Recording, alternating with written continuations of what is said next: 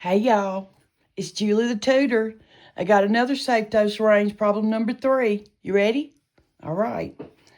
This says the recommended dose of gentamicin IV piggyback for a child is 6 milligrams per kilogram per day in 2 equal doses.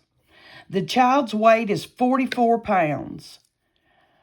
The tubing drop factor is 60 drops per minute, and the medication is prescribed in 60 milligrams in 100 milliliters to infuse over 90 minutes. Dookie fart. Get a swallow of your beverage.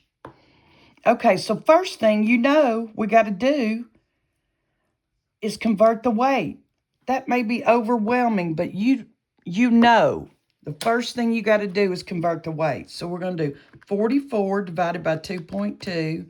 Look, smooth 20. It's going to be 20 kilograms.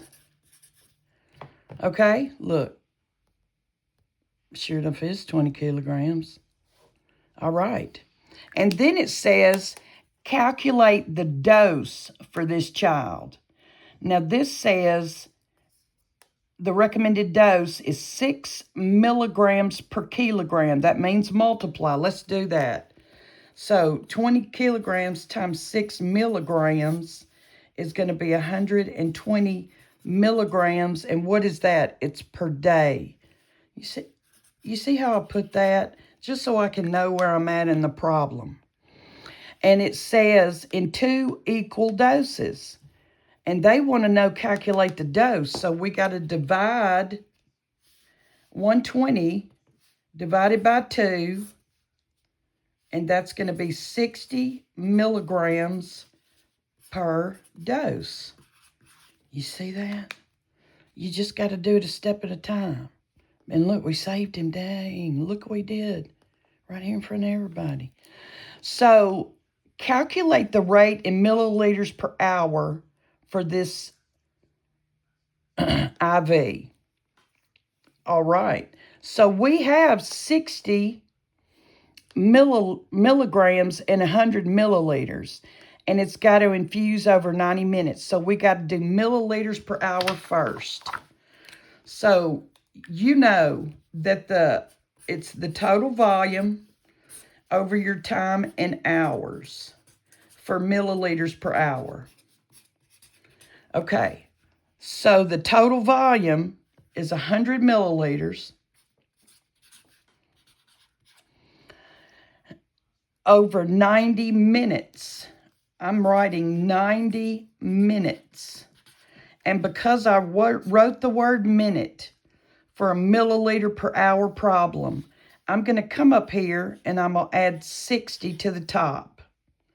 This tells the problem we're dealing with a 60-minute hour, not a 90-minute hour. You could use 1.5 hours and not put the 60, but if I write minute, I'm just going to throw the 60 on the top because this is my problem. What if they put that it's needed over 15 minutes? I don't want another calculation that I have to do to get it in a decimal and get that right to be able to move on with the problem. That's just not how I want to live. So if I write minute and the time for a milliliter per hour, I'm just going to toss a little 60 up on the thing. And then we're doing all the math on the top.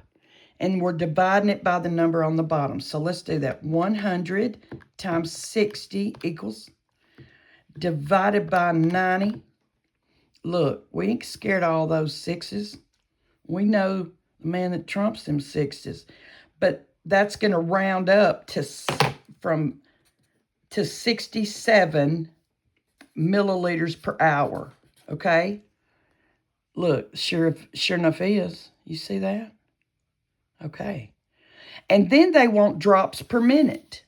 So for drops per minute, it's the total volume times the drop factor over your time in minutes. Our total volume is 100 milliliters. And the drop factor is 60. You see that right there? Times 60 drop factor. Divided by, the time is in minutes, so we're going to put 90 minutes. If Ethel, or if you got a male dosage cat, we're calling him Elrod. So if Ethel Elrod want to see your work, tell them, look at here. You see how I put their last name? So they won't be asking questions about my math. Times 60, and then divided by 90. You see it's the same, but it's going to be 67 drops per minute. Okay. Look, we did save him. We saved him all the way around. Okay. Thank you for watching. Watch it again. You got to just take it step by step, and I would encourage you to label everything so you know where you are in the problem. I hope it helps.